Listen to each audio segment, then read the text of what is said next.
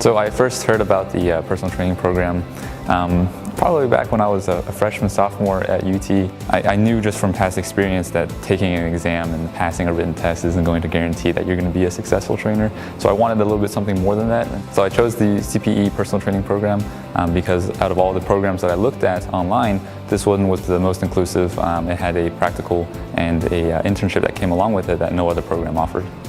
A lot of programs, what you do is you read a book and you take a test. This one, you work with an actual personal trainer, two personal trainers, one for a lecture and one in a hands-on gym practical.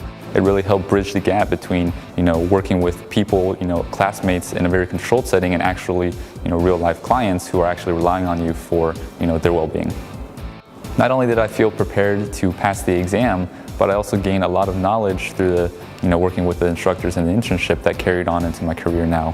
I got my first job at LA Fitness, started off as a trainer, and then continued to work my way up into management. And so now I'm part of the fitness team that helps manage trainers and their clients. I want to go to medical school, right? So sports medicine isn't something that's necessarily focused on. And I thought this would be a great way to stand out during my kind of gap year, explore a second career that I was really passionate about. But at the same time, I really enjoyed how it just made me into a better overall person.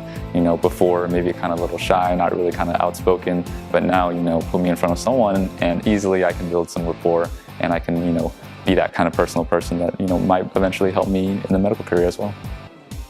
So I'm very glad that I actually signed up for the CPE personal training program because I feel like a lot of the information that I've learned through the instructors, through the course, you're not going to be able to find online or in a book, right? And a lot of that, people can be book smart, but a lot of the, personality traits, that's something that you learn that's going to carry on with you for life.